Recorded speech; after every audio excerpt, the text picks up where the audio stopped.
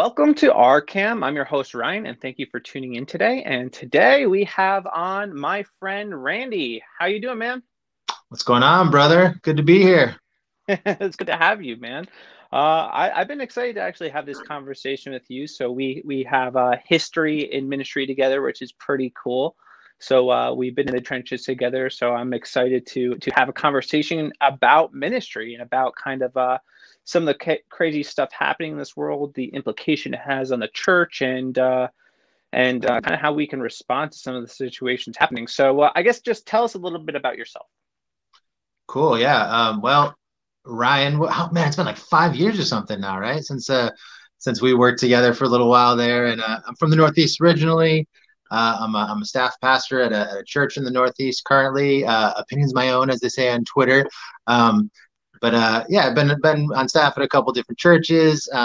You know, kind of got my start in missions and stuff. Spent some time on the West Coast. Wife is from South America, so we've done some mission stuff and spent some time down there. Feel like I got a getting older. Feel like I got a pretty good handle on what's going on in the modern you know American church, I guess. And yeah, just excited to have a little bit of a conversation with my buddy here about stuff. So yeah. Yeah.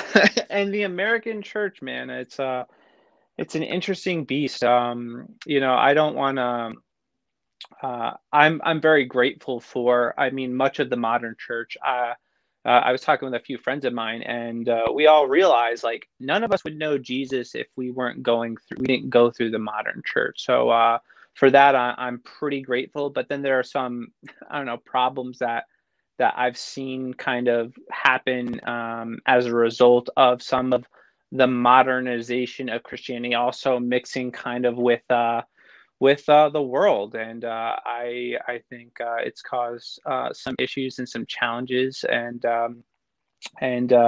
it's kind of just got me thinking, kind of what is our role now, and how do we influence people for Christ in a culture that is morally decaying. Yeah, well, interesting is that the church everywhere, right? South America, Africa, Asia, every church is going to have its problems.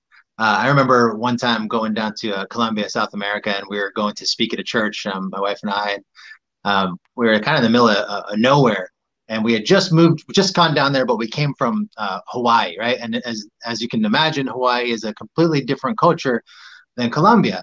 So in Hawaii, at the time it was like, hey, come as you are. But when you come to church as you are in Hawaii, a lot of time it's like, short sleeve shirt, shorts, oftentimes sandals. And that's totally acceptable in the current, culture of Hawaii going to church.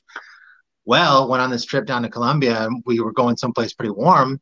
And I grabbed kind of like my Hawaiian stuff pretty much because I was like, hey, warm and warm.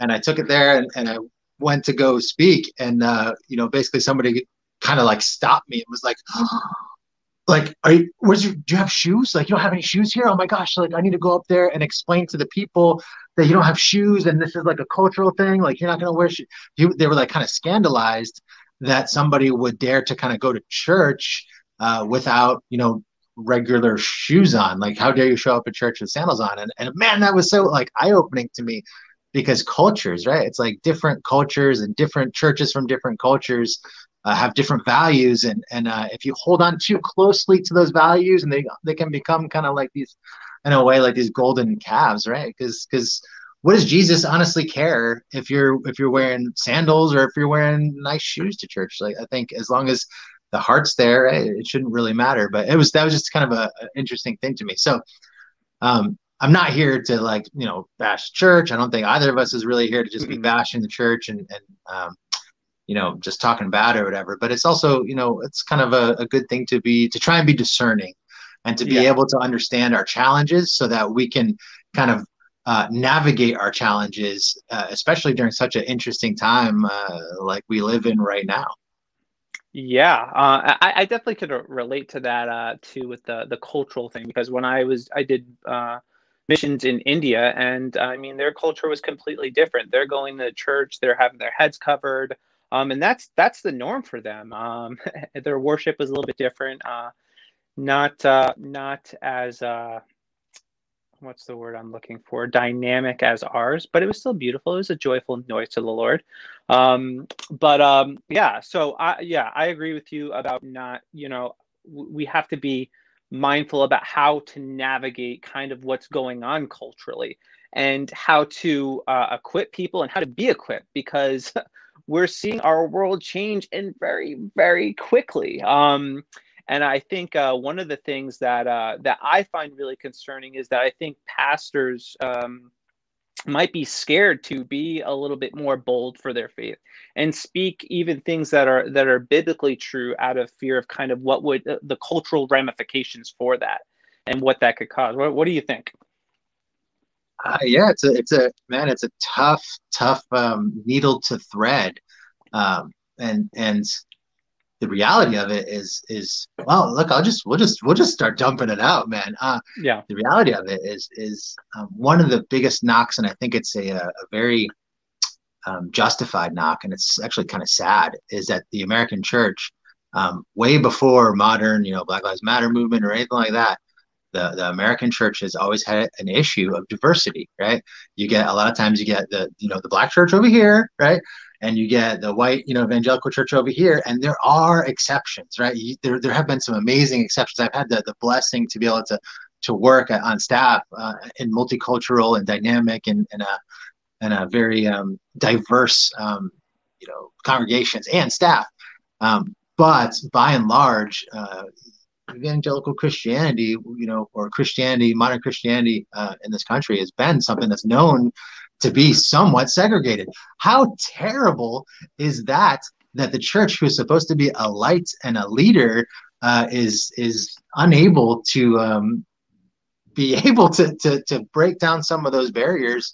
And I think ultimately that's exactly what Jesus was preaching, and that's what the New Testament church was all about. It was breaking down barriers. It was like, look, this used to be the Jews, right? It used to be all about the Jews, and now it's neither Jew or Greek, right? Not slave, not free, not male or female. All of those were status things, by the way, right? It's not about, I've heard it pitched, oh, there's no male and female in the New Testament, and that's I've heard somebody try to tell me that was, they were talking about trans issues, and I was like, that's not what they're talking about, because the context is clearly, yeah, I mean, yeah, right. But you can imagine, like, there's people out there that think that's the case, right? Same person actually told me that Jesus, desiring Jerusalem, right, is like, how often have I desired to gather you like a mother hen gathers the chicks, and that was like another thing that was used an example of like gender fluidity in the New Testament, and I was like, you know, Wow. uh, I think I heard that not for like trans issues, but with I've encountered the Mother God people. I don't even know what to call their beliefs, but they were probably pulling from some of the same passages. Well, those people are very interesting. Not to get on a super tangent, but they're actually based, or they have a major center over there in right next to Newburgh in New Windsor or something.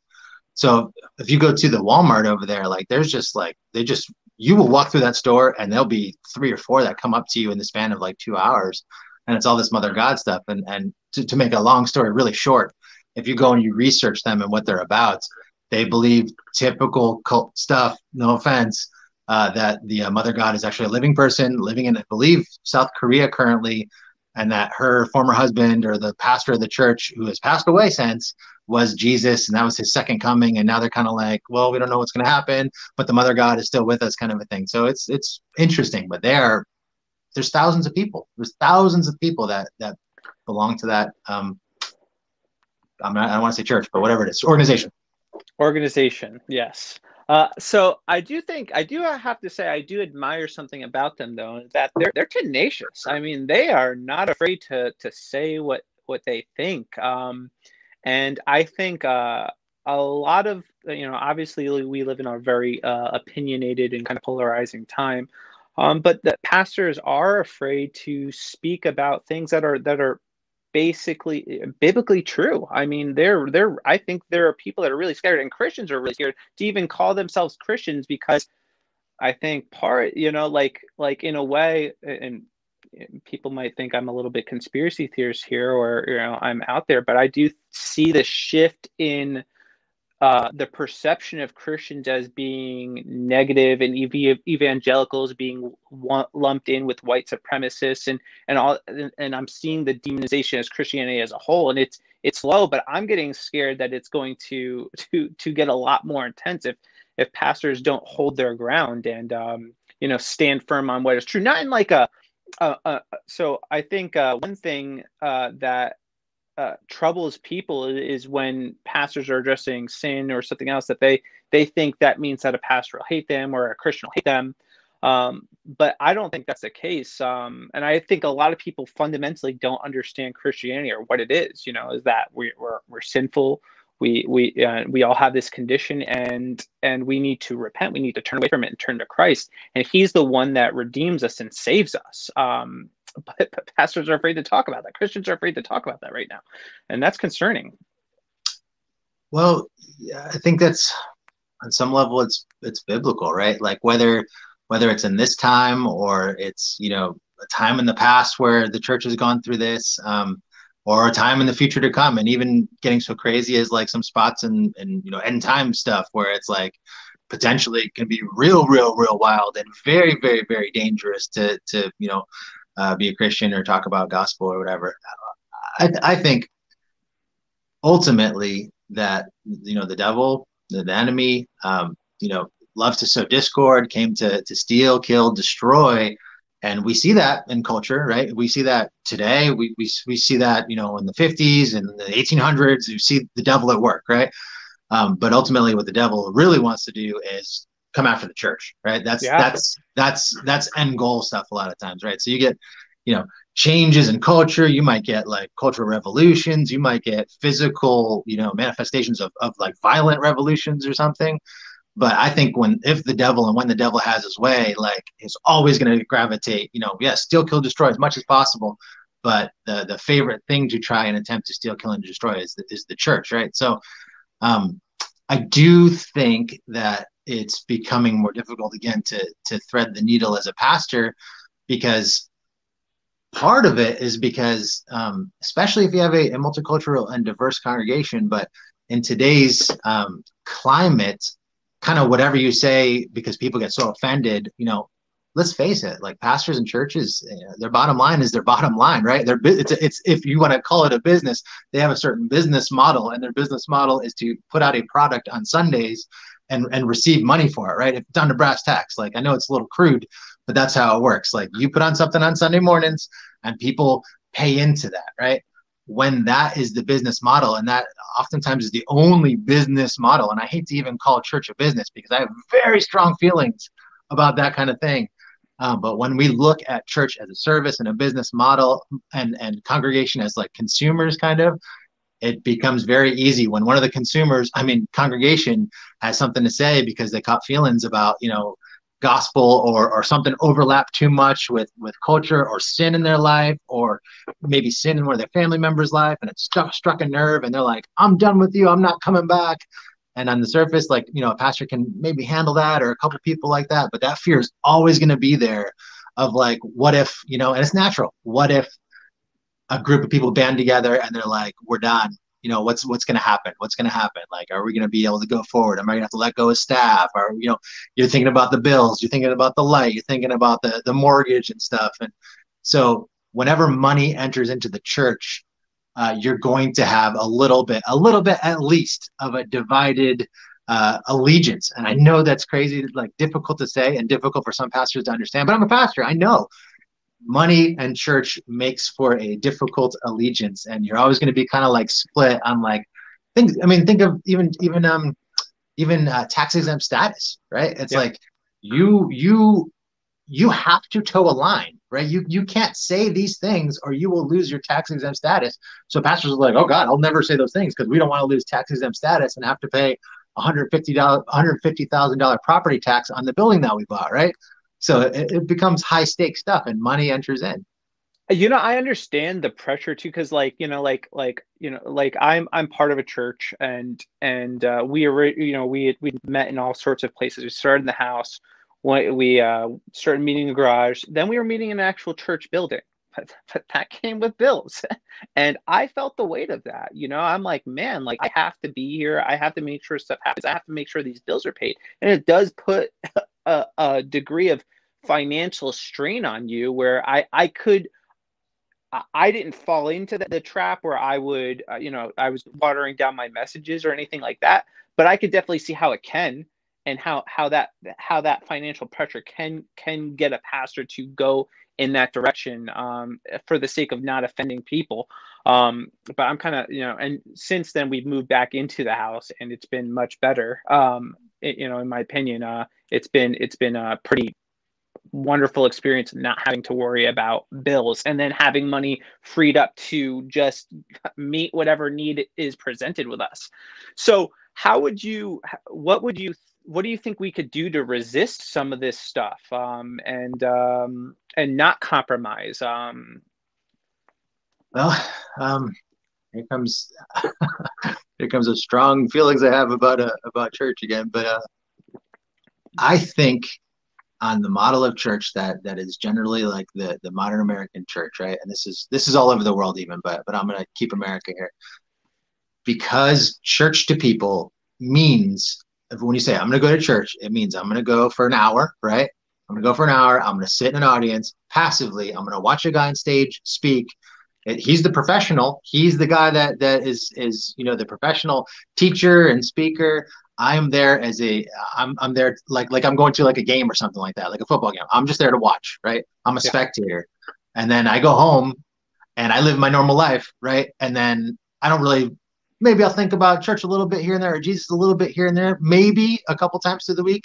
But then I'm going to next Sunday go back to church. And I think that lends the idea that the church is just an institution rather than a living entity, which is what Jesus created us to be, right? Yeah. Living, vibrant, diverse, like the Spirit of God. Like Paul is very concerned in Ephesians, I believe it's chapter 4, I want to say verses 11 to 13 or something, but it's like very concerned about the building up of the people. He says the reason there's even pastors and the different offices in the church is so that you can build up and equip the people that are there, right? But if all we're doing as a church in America or in the world is, hey, we're just trying to pass the offering plate, I don't want to be crude. I know this is not the heart of pastors, right? But this is sometimes like what comes through sometimes in some places. As an hour, we spoke for an hour, we passed a plate. There was maybe a little bit of, you felt like an obligation to give something to it, and then you went home, and that was church, right? So in the people's minds, church means a building somewhere with a guy or a couple of professional staff, and then it starts to distance from the reality, whereas Jesus is saying, listen to me, guys. You are the church, yes. Right? And a place like China, right? Once upon a time in China, you could have church buildings like we have in America today. And it was like a church in the corner, a couple hundred people there, pastor, whatever. It's not like it was humongous, but churches were allowed to be there. And then in the Cultural Revolution over there, they knocked it out. The Communist Revolution, excuse me. Churches, they went for them because they viewed it as a threat to their government, right? You can only have one God in communism, and that's communism. So it's like they went after the churches, and they thought, look, we're going to go knock down these churches, maybe take out a couple pastors, put them in prison, and that's going to be the end of Christianity. Well, lo and behold, Jesus promised that the gates of hell would not be able to prevail against his church, right? So you go in there and you knock over the buildings and you take out the head, you try to stamp out the flames, and suddenly you find yourself stamping and spreading those flames all over the place. And what they started to do was, instead of meeting in a building, right, with like one head at the top and a very like pyramid organization where like, somebody's the pastor up top and everybody else is just kind of watching this guy. Now they're meeting in houses, right? And everybody has a place at the table. It's like a circle. It's like, back to New Testament times, like people, they're talking about in the New Testament, like when you guys come together, everybody bring something, bring a song, bring a psalm, bring some scripture, bring something, but you come together as co-laborers in Christ and brothers and sisters. And that is actually how the New Testament church exploded, is because it started with smaller churches, like similar to what you guys are at right now, and similar to what we see in China, where there is now a movement and an explosion of church growth. But it's not church growth. When you hear in America the term church growth, you're thinking like, oh yeah, hundreds of people, thousands of people all in a building or whatever. 15 people, 10 people in a house. praising the Lord, but they are a part of it and they feel a part of it because they all have something to bring to the table and they all have their voices that are heard and feel valued, right? And that's where like love and understanding each other and listening, that's where it can really happen.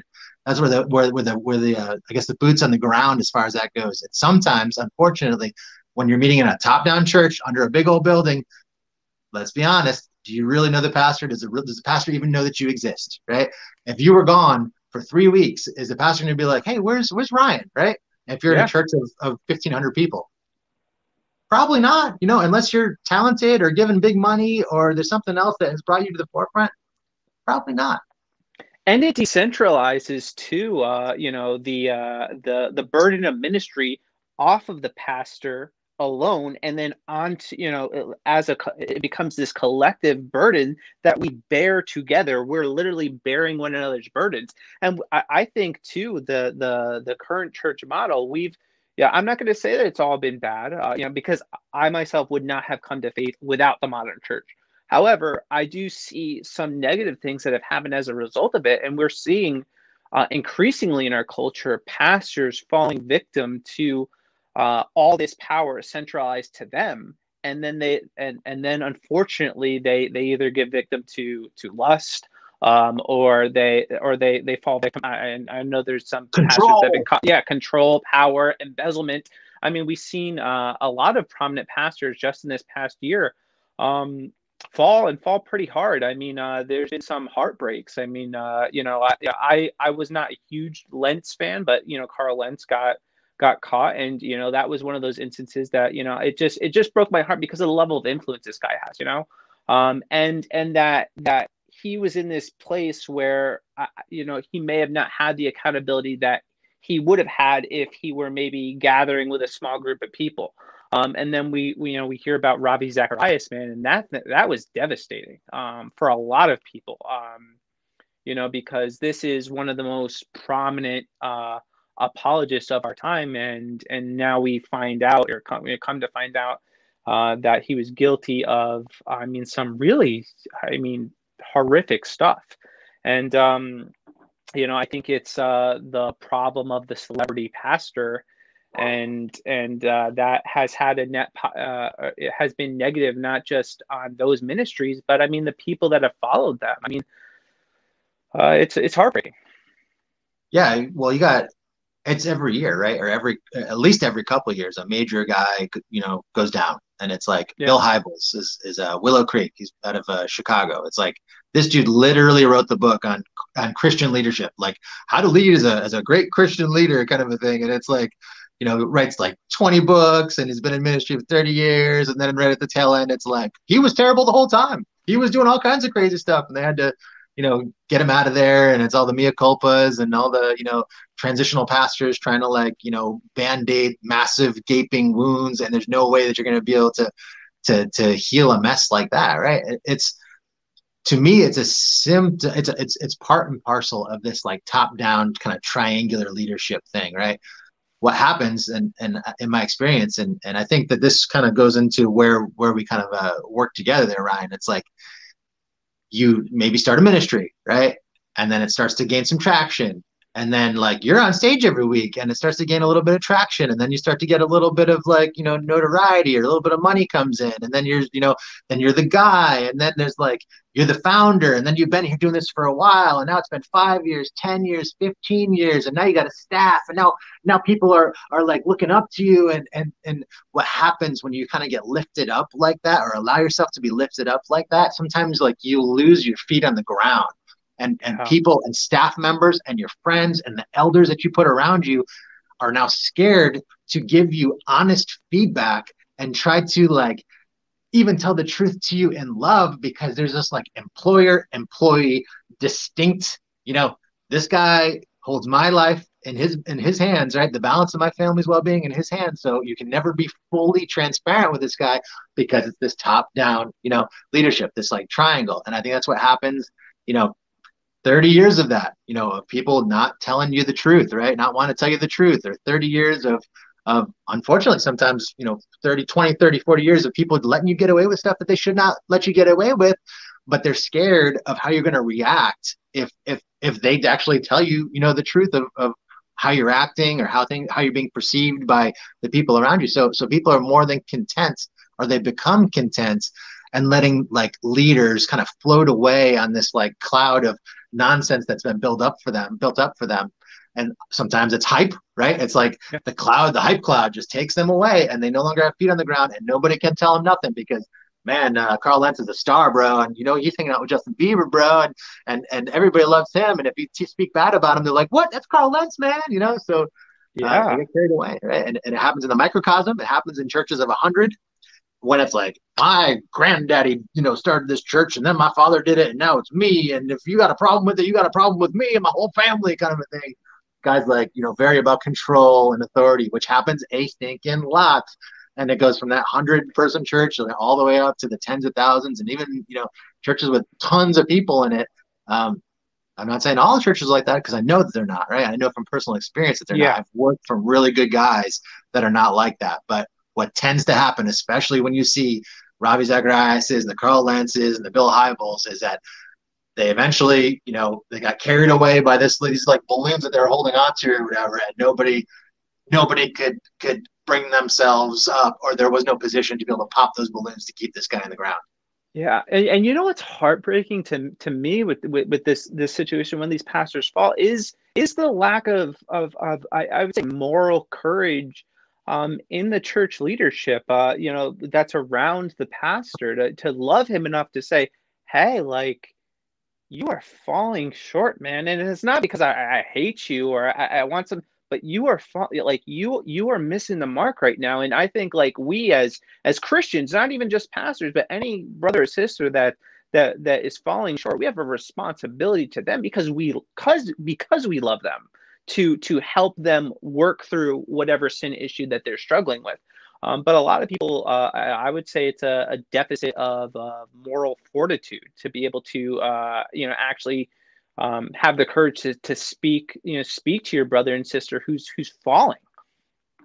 It's very difficult because a lot of times the people who end up the closest to those guys are people who want to be just like those guys, right? So if That's those true. people struggle with something, or like the leader sets the values, right? The leader sets the culture and sets the values in a lot of ways. So if a leader is angry, right, or quick to anger, what's your culture of the staff going to be like? It's going to be like scared, and maybe they even say like, this is how things get done around here. So like I'm, in my little sphere of leadership under this guy, this is how we do it because that's how he does it. He's super famous. This is how I do it, right? So it sets the culture from the top. So a lot of times the guys who end up kind of getting up there next to the main guy or the main whoever it is, end up sharing those values and falling into a lot of those same pitfalls. You think unfortunately, somebody like Carl Lentz or whoever, I don't mean to pick on the guy, but like there was whispers and secrets and people trying to like say something that to this guy or to the staff, or to the church since like 2017. It was like 3 years of God knows what going on, but it's like, leadership didn't want to hear that. And, it wasn't just Carl that was able to push that away. There was some complicit people there in leadership that were like, you know what, whatever you're telling me right now about him and whoever, I don't want to hear it, right? Because that guy goes, we all go because we're all tied in this thing together, man. So Yeah, it happens. It happens. and they become more concerned about protecting their brand than they do protecting their flock. I think about what you say as church not being a just a building, but a collective group of people. But I think in a lot of these ministries that it becomes, I mean, it becomes about the building, it becomes about the brand, it becomes about their church, their ministry, and they forget the ministry of Jesus. They forget that we're in this together, man. I have such a, I don't know, like a heart to connect with other churches and to be involved with other churches, not to advance my own church and not to not to self promote, but to genuinely come together for unity, because that's what made the early church strong. And that's even something that Jesus himself prays for in John 17. He's praying for a united church, and that's not what we're seeing in our culture. And I think that's not what the world is seeing. And we know that a united church is actually something that will cause the world to believe. Well, Jesus says a couple things, right? They'll know that we're Christians by our love, and Yeah. unfortunately, when it comes to, you have a church and you're the guy or the girl or whatever, and this is your place, and you pay the bills, and you got to do all this. You take all this stuff on your back.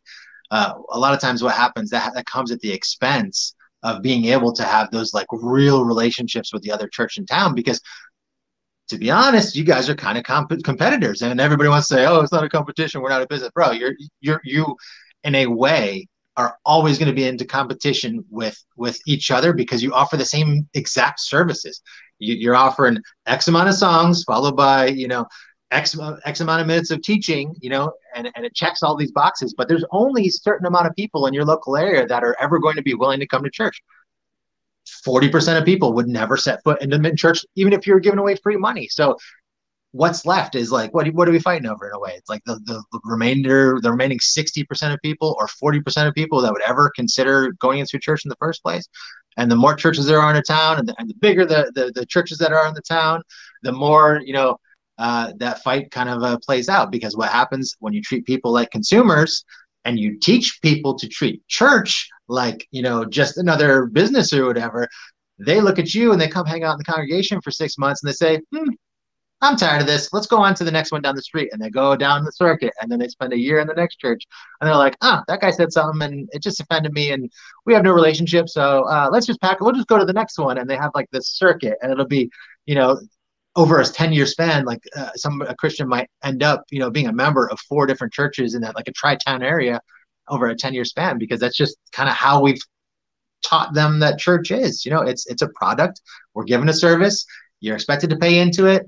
And no strings attached, because we're probably not going to know your name anyway if the church is big enough.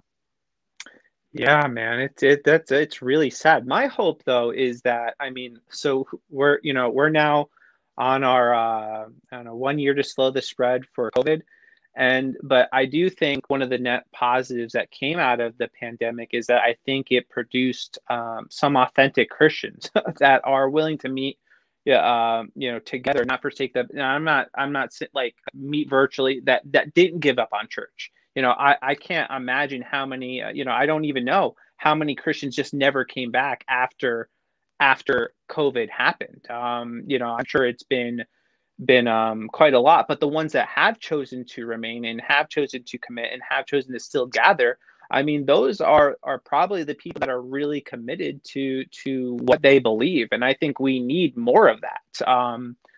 It's unfortunate that it took a global pandemic to bring some of that out. Well, God will always keep a remnant, right? Even in Elijah's day, Elijah's complaint to God was like, all these people around me are idolaters. I'm the only one that's left, Lord, and God was like, I've kept thousands that have never, bent the knee to Baal, that never bent the knee to idolatry, never bent their knee to other gods. You think that you're all alone this, but I always got a remnant, right? Is basically what God is saying. And so there's always going to be a remnant in the church. Always. Again, back to the gates of hell will never prevail against it. But there's oftentimes a pruning of the church. And again, that's kind of the opposite of our church growth strategies, and nobody wants to hear that because we're trying to pay bills. And bottom line a lot of times is like, how many people attended last Sunday? Like, what about the week before? Where are we trending? Are we trending up? Are we trending down? How many people have come back since COVID? How many people do we lose after we did X sermon that didn't go over that well and it was kind of controversial? Yeah, so the people that have come back, great. But I think with all the social unrest and different topics that have or like social justice topics, social justice topics or identity topics, these hot button issues. I think that probably as many people have left the church recently over the last year because of those than they did over COVID. So it's a double whammy. That's a double whammy. Yeah. And I think I lost a handful of people, honestly, for just, I mean, talking about some of these issues. Did not in like an inflammatory way. I wasn't actually trying to offend anybody. I was just, commenting on stuff. I think there was one where when some of the BLM riots started happening, and I want to make a very quick distinction here. So I have no problem with Black Lives Matter. I did have an issue with the organization Black Lives Matter because they were basically, in a way, the antithesis of represented the antithesis of Christian values, and I thought they played a large role in stoking some of the flames of the riots. But I had made a comment on that, and that was it. You know, one person was done with being involved in our ministry, and I wanted to actually make the effort to connect with this person. I don't want to lose them. You know, I wanted to talk, but man, there's something about social media, man, that just creates like a disconnect from people, and they won't give you a chance. And I think cancel culture is like a huge thing right now, and that to me is something also that I think is like really challenging, and we have to be able to have these conversations, even uncomfortable conversations. And I don't think people want to have them anymore.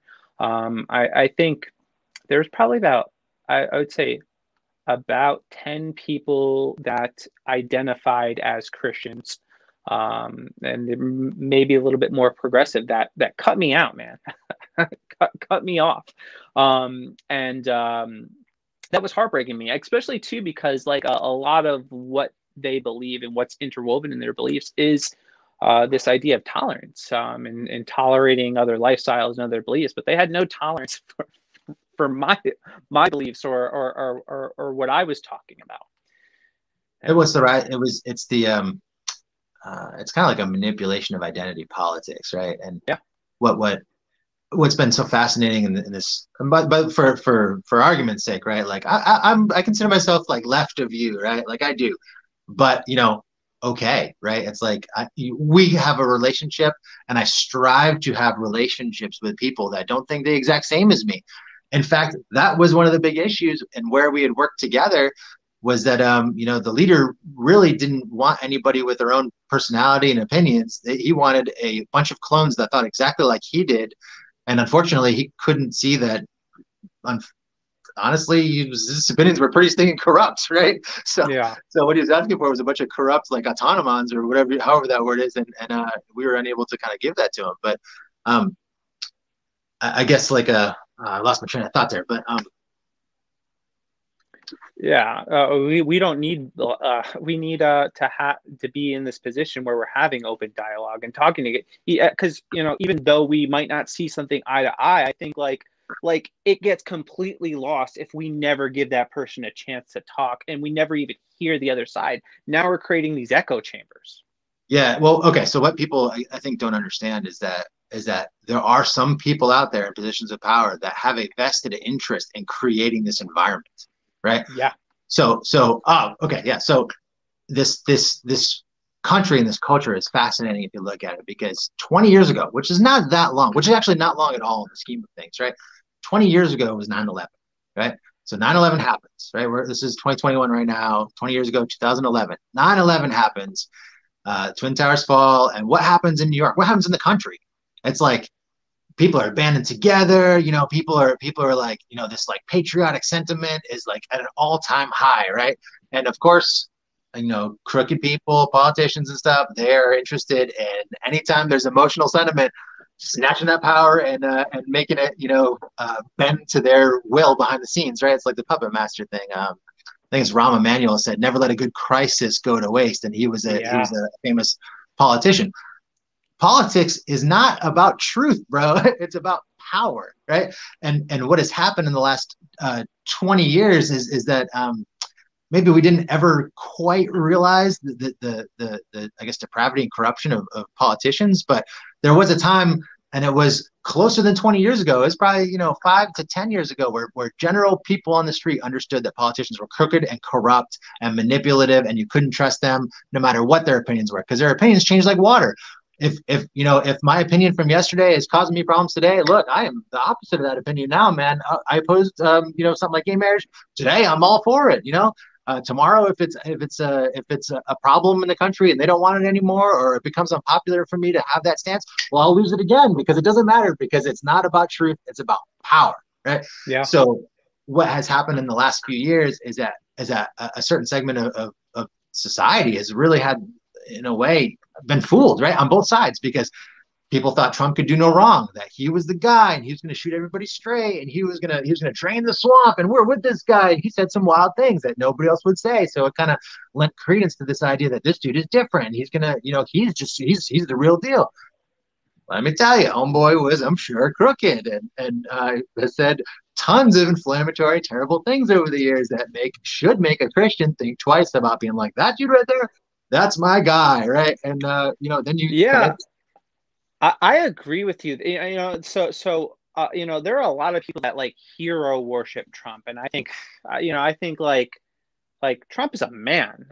like these politicians are men. They're all fallen. They're all sinful. They are all guilty of things, and we should be careful as believers in general putting any politician up on a pedestal. I mean, I was what was it, CPAC, man? They had a literal golden idol of Donald Trump, like a gold. I'm like, geez, like, and that to me, I was like, that's taking it way, way, way too far. But I do agree with you. We do see this on both sides. I didn't really start to pay attention to politics probably actually until Donald Trump came into the picture, and but something that kind of just opened my eyes recently is I don't want to get into a whole discourse about what's going on at the border, but it's something that happened that just made me just, I don't know, just think a little bit differently than I had. So I see both parties using what's happening at the border when it's politically advantageous for them, and that it's taking a step outside of I'm largely conservative, taking a step back and saying, wait a second, like, so now they're upset over what's happening at the border now that it's Biden, but they weren't when it's Trump, and it's like, and vice versa. I'm like, this is crazy to me. And they have an agenda. Because it's not about truth. It's not about the truth. It's about power. It's about who can spin it. But people have been deceived, on one side with Trump that he could do no wrong and that he was going to lead us, and he's still going to lead us. Some people are holding to, he's going to come back and take back what's rightfully his. And then on the other side, the strategy was like, look, we got an in here with the Trump hating, right? So we're just going to, everything the guy does is going to be like, I don't care if he says the sky is blue. We're going to be like, what an idiot. He thinks the sky is blue. What an idiot. He's talking about this and he did that and how terrible. And everything he does is terrible, terrible, terrible, terrible, terrible. And on one hand, it's like, it's convincing that, people are like, they didn't like Trump anyway. He said terrible things, right? I don't blame them for not liking him because he has said some very unlikable things. But when the reinforcement came that every single thing that he was doing was bad, they started to be like, yeah, every single thing. This guy is terrible. He's a fascist. He's awful. He's a Nazi, whatever. And then came the slow, like, I think that the media, I do think that people realize, and people in the media know what they're doing. It was like, now that we got this momentum where they're so against Trump, right? We are going to like make the bait and switch, right? Where it's like, we're going to start doing some of the same stuff. But they have already kind of bought in and made their identity all about being with us, right? So now wherever we drive this bus, they're coming with us because they have already kind of like, they've lost their way in the identity politics, right? You've rung enough bells, right? Remember Occupy Wall Street? I don't know if you remember. This is probably dude. I was there. I was one of the hippies down there. Yeah, I was actually there. And yeah, so, I was actually like a I thought I was a Democrat then. So I was down there and I was very disappointed actually. I was like, man, like they're not doing anything. they're just sitting here. So what were they there for? We like Occupy Wall Street was about like, remember the 99% and the 1%? It was like 99% of people are against the 1%, right? Dude, how many years ago was that? And they have taken what was the left back then, because that was a leftist position, although it was kind of moderate. And there's people on the right that sympathize with like, yeah, dude, Jeff Bezos, these guys they got way too much power. And it is the 1% elites, right? They were able, and I really think that they saw this and they figured it out. They were able to take this like 99% and they said, look, we can't go 1% versus, we can't go 1 versus 99 here.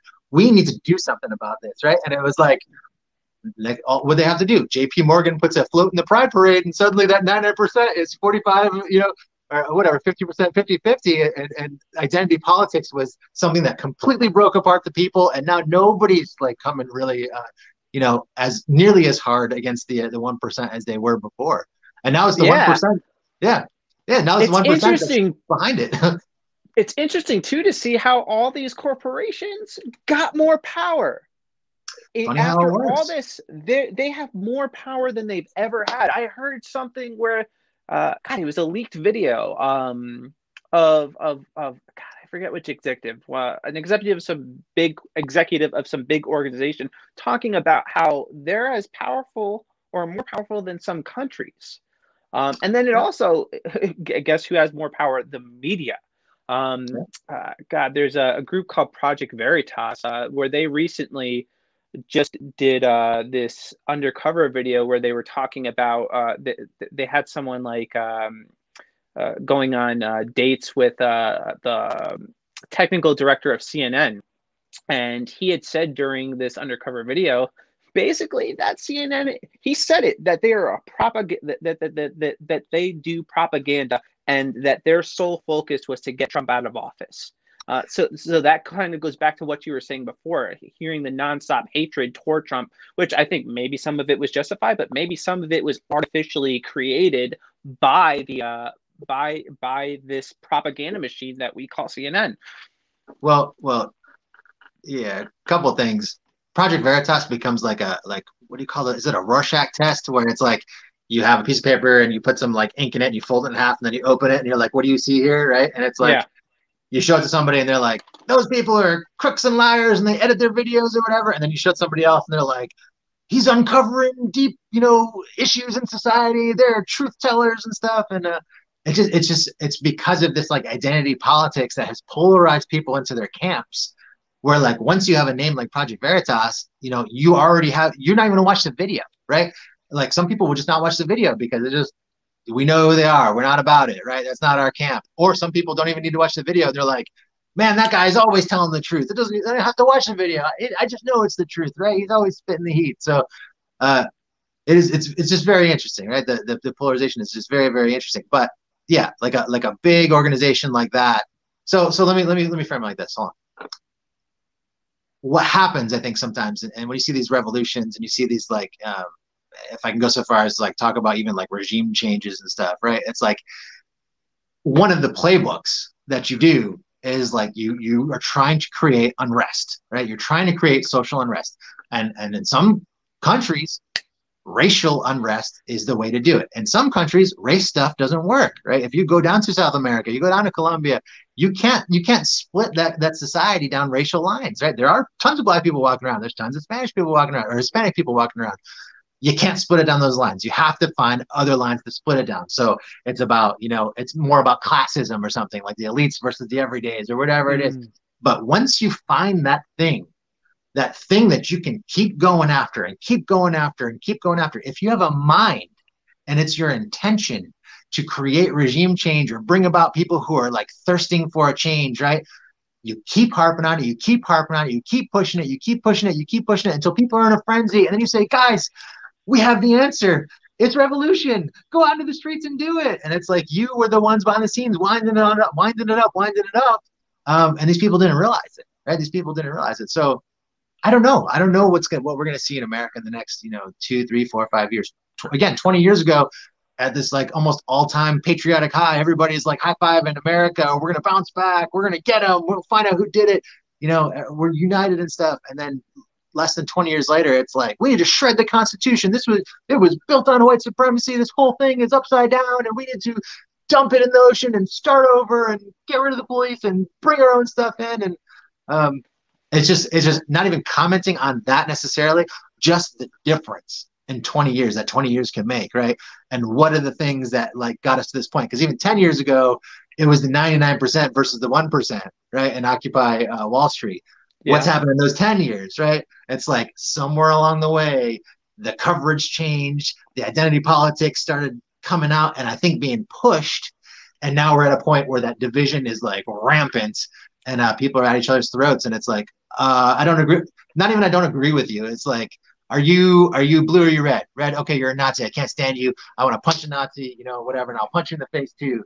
And that's where we're at, right? Yeah. But Jesus, to center it, Jesus calls us as Christians, I don't care if you vote Republican or whatever, calls you as Christians to put their humanity over their politics. Yes. Even though they want to tell you to your face that you're subhuman, right? You're subhuman, and we would rather punch you in the face than hear a word that you have to say because your words are violence and whatever, right? It's like even those people right? They're so deeply either unhappy or confused in an identity crisis. And you can see identity crisis and mental health crisis all over social media, right? All Yeah. over it, right? Yeah. Anxiety and depression and like, who am I and what am I and who do I like and what do I like? And I need to define myself by these things. And, you're constantly trying to figure like, what's my identity? Who am I? I got to put my pronouns. The first thing that you see about me on Twitter, I have to show it's an identity crisis is what's Yeah. happening. And these people on I would say even on both sides, because you get the QAnon weirdos and stuff too that are looking for somebody to save them, and they're looking for meaning like where there's no meaning, and somebody's probably manipulating the hell out of them. These people like on both sides desperately need Jesus, and they desperately need the people who are left and remaining even close to the center that can still see someone else and disagree with them, but be like, look, I'm going to respect you. Even if you don't like me, I'm going to respect you, right? I'm going to try to love you. Those people desperately need somebody to try to love them enough to attempt to find ways to bridge the gap, right? Even when sometimes maybe it seems impossible. Of course, if it's impossible, I think God will be like, look, not that person. But I do think it's important that we keep our mission in focus. And I think when the days get darker, God has this thing built into his church where the church might get less, but the light Yeah. is going to shine brighter, right? Because the Yeah. gates of hell will never prevail. Never. It doesn't matter. You can bring totalitarianism. You can bowl over churches like they do in China and some other places. You could kill off pastors. But the church is designed. You go all the way back to New Testament times. I think it's like Peter and John. They get beat by the Pharisees for speaking the name of Jesus. And what do they do when they're released? They're like jumping up and down, high-fiving each other. They're being like, how awesome is it that God considered us worthy to suffer for his sake, right? If that's the attitude that we can have, if we can equip what's left of the church to be equipped, to understand that they are the church, the building's not a church, Sunday morning for an hour is not the church, but you are the church. The Spirit of God lives in you. You have been made a life-giving spirit. You have the words of life to bring people from the dead to life, right? From non-believers that are in death and stuck in sin. You can bring them to life through the power of that spirit that God has put inside you. How do you do it? We just have to do it. We have to rely on God, and we have to just say, Lord, that you would make us lighter and brighter, even if the world gets darker, even if everybody else is loveless and the love of everyone goes cold. Help us, Lord. Help us to be able to be that love and in a place that is so starved for it. Yeah, and I mean that I you said it perfectly. There's an identity crisis, and the people of this world, they're choosing to line their identities up with whatever group is going to accept them. But I think this is a prime opportunity for the church to fill in that gap, to fill in that void, to stand and hold the line in light of the prevailing issues that are bombarding our culture and assaulting people's identities, and making them think that their worth is only in their political party or their race or sex or this, that, and the third, but their identity really is in Jesus, but they're blind to it, man. The blinders are on, and this is our opportunity to share the truth, and to speak the truth, and to be the truth. The worst thing that the church can do, I believe, and it is something that we do, unfortunately, sometimes is we ourselves are kind of deceived, and we look at somebody who's living a lifestyle that is not, according to our Christian ways, right? And we think to ourselves, and we sometimes even verbalize it and say like, it's almost like if you would just stop doing this, or if you would just stop being this way, or if you would just stop being, identifying as, this type of person or this type of sexuality or gender or whatever that we might be, verbalizing or thinking even subconsciously at that time. That's the message that we send to these people sometimes. If you would just clean up your act, if you would just stop being, whatever, and just stop doing that. The problem with that, right? The problem with that is that won't make them any closer to Jesus. If they just stop being an alcoholic, just stop being in a relationship with that other man, just stop doing this, that will not help them, be any closer to Jesus, right? Because only knowing Jesus can change people from the inside out. Jesus brings that new heart, right? That old self, that old creation is gone. That's what needs to happen. There needs to be a death of the old self, baptism style, and a resurrection to walk a new life with Jesus. And just trying to trim the little branches of sin off of a dead tree is not going to cause that tree to live. That tree needs to be fundamentally, from the bottom up, changed and renewed in a way that only the Spirit of God can do. So we cannot be focusing on just the sin of this culture and the sin of this person. And if just my coworker would just stop being like this, then we cannot convey that message to these people, because they don't need to stop doing what they're doing. They need to have Jesus, and Jesus will take care of so much of that. If only we can just start there with that. Yeah.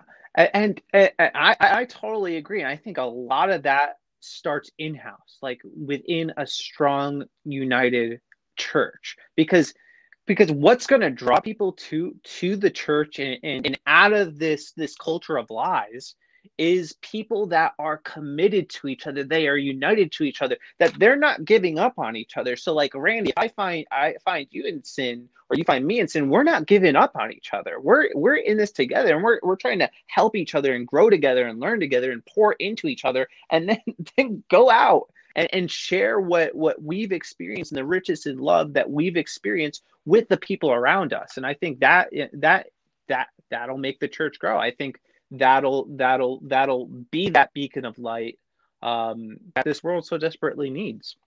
That's why it's so important that we convey to the people that church is not supposed to be an institution. It's not a building. It's not a Sunday thing. The pastor, how many times in church, somebody come up to me and they're like, "Pastor, pray for me." And it's like, I have no problem doing that as a brother. Like, I'll pray for you as a brother. But what happens is we create this expectation that the pastor is the mediator in between God and the regular people in the congregation. And they're like almost like stunted in that they think that someone else needs to pray for them because that's the person that can talk to God for them. That's not the truth. And we're not doing our job equipping the saints. If that's what the saints, if even 50% of the saints are having that kind of a belief system, we're not doing our job. So the more that we can equip them, which is what our ultimate calling is, to equip the saints. It's not leadership.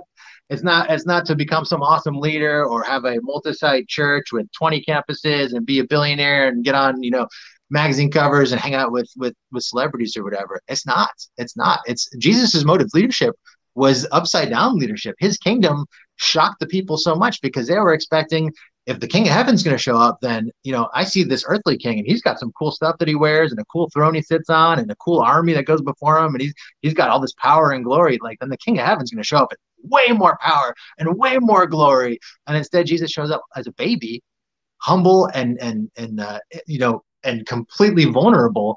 And then even when he's a man, is like the king of the universe who created you is on his knees, like washing the feet of nasty, like, fishermen, that are wearing sandals all day. It's just disgusting. And he's like, this is what leadership is, right? Leadership is actually like, whoever wants to be the greatest needs to be the least and humble himself and like serve everybody else. And how often do we see that modeled in church leadership? We barely do. That's all about like, image and like who can be, the highest, when Jesus calls us to the opposite. So crazy, right? Crazy. Wild. So as we get ready to wrap up here, man, I guess just one last question. What would you say to somebody right now that is facing an identity crisis? I mean, in the world or out of the world, right? It's like there's plenty of Christians that are going through identity crises too. And I think that they can start to, we are so prone to identifying as our emotions and our feelings, right? We are so prone. That's how we get in trouble with relationships all the time, right? It's like we allow relationships to lead us astray because we're identifying ourselves as in love with this person, or identifying ourselves as this I don't know, this sexuality, this orientation, this gender or whatever. And it's like we put all this race, right? All these things like come before Jesus in our hearts. And it's like we're constantly needing to realign ourselves with the truth that it's about our identity in Christ, not our identity in race, not our identity in politics, not our identity as like a citizen of a certain country, not our identity as all these different things, right? But just Jesus and his identity. Lord, we're supposed to be clothed with Christ, clothed with Christ, right? Covered with Christ. It's all about Jesus. And the more that we can look to him, right? Even with for identity issues in the church, somebody's having a crisis of identity crisis in the church. The more that you look at yourself, right, the more you're going to see issues. That's just how we are, right? Even being like new creations, even being renewed. If you look enough inside, you're going to see like the worms are still moving around or whatever, right? And that's just how it is because you're dead, right? Yeah. But the more that you look to Jesus, that life in Jesus, just looking at, yeah, I'm struggling, I'm feeling this way, I'm going through this stuff. Why am I like this? Look at Jesus. Look at Jesus and remember that you're clothed with Christ. You're covered by him. You're supposed to be able to look at him and see yourself in that mirror, right? You spend more and more until that day where you're dead and you stand before him and you can see clearly that you are made in the image of God and it's all been about Jesus this entire time, right?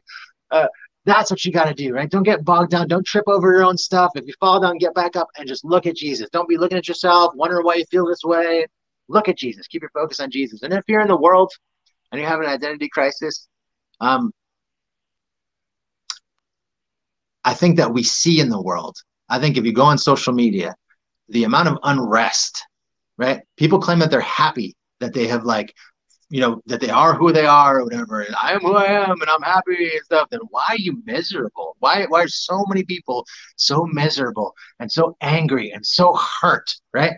It's because no amount of anything that's in here, right? Any flesh and bone, no matter whatever's going on in here, nothing is going to be able to truly and ultimately bring you the satisfaction of understanding yourself, really, because you can only ever truly understand yourself in Jesus, because Jesus is the one that created you.